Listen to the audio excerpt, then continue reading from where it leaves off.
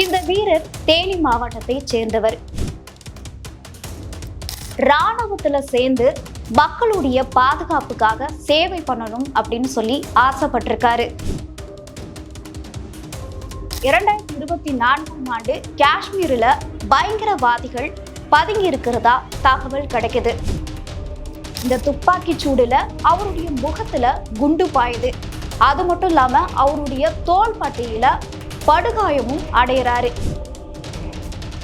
தான் உயிரை பத்தி கூட யோசிக்காம, தான் குடும்பத்தை பத்தி கூட யோசிக்காம மக்களுடைய பாதுகாப்பு ரொம்பவே முக்கியம், தான் உயிர் இருக்கிற வரைக்கும் எப்படியாவது போராடணும் அப்படின்னு சொல்லி யோசிக்கிறாரு. நம்ம இந்திய குடியரசுத் தலைவர் திரௌபதி முர்மு அவர்கள் இவருக்கு கீர்த்தி சக்கரா அப்படின்ற உயரிய விருது கொடுக்கறாங்க. இந்த நெகிழ்ச்சியான வீடியோ பார்த்தீங்க அப்படின்னா இணையதளத்துல ரொம்பவே வைரலாகவும் ஆகிட்டு இருக்கு.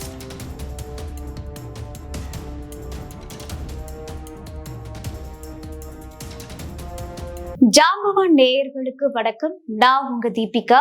இன்னைக்கு நிகழ்ச்சியில நம்ம எதை பத்தி பார்க்க போறோம் அப்படின்னு பாத்தீங்கன்னா, முகத்துல குண்டு பாஞ்சிருக்கு, அது மட்டும் இல்லாம தோள்பட்டையில படுகாயத்துடன் இருந்திருக்காரு. இந்த சூழ்நிலை கூட தன்னுடைய உயிரை பத்தி கொஞ்சம் கூட யோசிக்காம கடைசி வரைக்கும் போராடி இருக்காரு. தமிழ்நாட்டின் ஒரு ராணுவ வீரரின் கதையை பத்தி தான் இன்னைக்கு இந்த வீடியோல நம்ம பார்க்க போறோம். இந்த வீரர் தேனி மாவட்டத்தை சேர்ந்தவர். இவருடைய பேரு மீனாட்சி சுந்தரம். இவருடைய அப்பாவுடைய பின்புலம் ரொம்ப பெருசுலாம் கிடையாது, ஒரு சாதாரண விவசாயி தான். சின்ன வயசுல நம்ம எல்லாருமே என்ன யோசிப்போம், பெரியவங்களா ஆனதுக்கு அப்புறம் நம்ம ஒரு டாக்டரா ஆகணும், ஒரு இன்ஜினியரா ஆகணும், போலீஸ் ஆகணும் அப்படின்னு சொல்லிதான் நமக்கு சின்ன வயசுல கனவு இருக்கும். ஆனா இவருடைய சின்ன வயசு கனவு பாத்தீங்க அப்படின்னா, ராணுவத்துல சேர்ந்து மக்களுடைய பாதுகாப்புக்காக சேவை பண்ணணும் அப்படின்னு சொல்லி ஆசைப்பட்டிருக்காரு. அதே போல வளர்ந்ததுக்கு அப்புறம் ராணுவத்திலயுமே சேர்றாரு. ராணுவத்துல இவருக்கு ஒரு நல்ல பொறுப்பு கிடைக்குது. அதாவது லான்ஸ் நாயக் அப்படின்ற ஒரு நல்ல ஒரு பொறுப்பு கிடைக்குது. இந்த பொறுப்பு சாதாரண ஒரு விஷயம் கிடையாது. ஏன்னா ராணுவத்துல நல்ல அனுபவம் வாய்ந்தவங்களுக்கு, நல்ல எக்ஸ்பீரியன்ஸான ஆளுக்கு தான் இந்த பொறுப்பு கொடுப்பாங்க. ஏன்னா ஒரு டீம் இருக்கும், அந்த டீமோடைய வழி நடத்துதல்ல தான் இவரு பண்ணிட்டு இருந்திருக்காரு.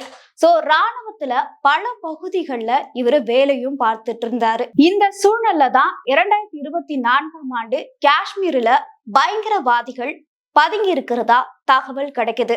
உடனே ராணுவ படை ஒரு ஆபரேஷன் ரெடி பண்றாங்க. அந்த ஆபரேஷன்ல தான் துப்பாக்கி சூடு நடக்குது. இந்த துப்பாக்கி சூடுல அவருடைய முகத்துல குண்டு பாயுது. அது மட்டும் இல்லாம அவருடைய தோள் பட்டையில படுகாயமும் அடைகிறாரு.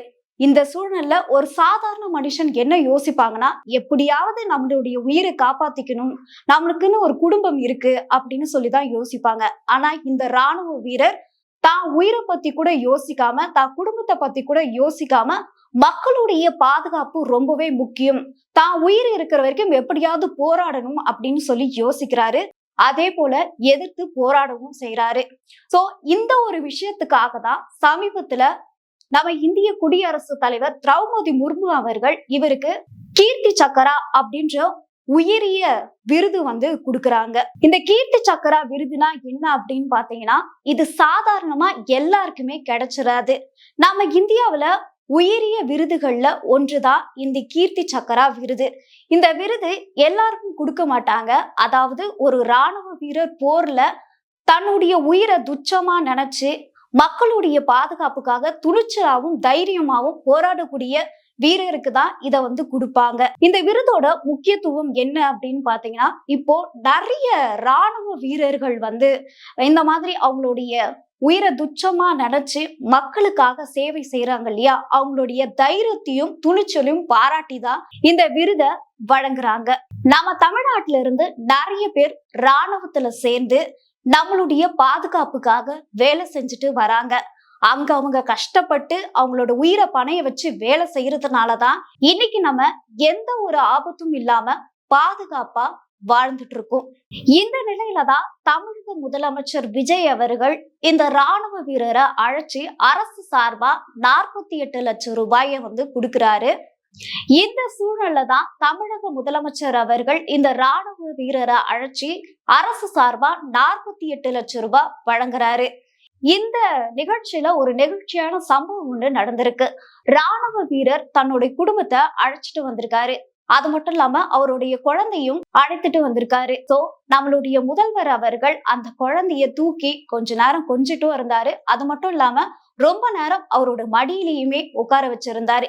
இந்த நெகிழ்ச்சியான வீடியோ பாத்தீங்க அப்படின்னா இணையதளத்துல ரொம்பவே வைரலாவும் ஆகிட்டு இருக்கு. இந்த ராணுவ வீரருடைய கதையை கேட்கும் பொழுது ரொம்பவே நெகிழ்ச்சி அடைய செய்யுது நம்மள. இதுல இருந்து நம்ம கத்துக்கக்கூடிய விஷயம் என்ன அப்படின்னு பாத்தீங்கன்னா, இன்னைக்கு இருக்கக்கூடிய இளைஞர்கள் வெற்றியை மட்டும் தான் பாக்குறாங்க. ஆனா அதுக்கு பின்னாடி இருக்கக்கூடிய கஷ்டத்தை யாருமே பாக்குறது இல்ல. எந்த ஒரு சூழ்நிலையும் நம்மளுடைய நேர்மையும் நம்மளுடைய துணிச்சலும் இழந்துடக்கூடாது.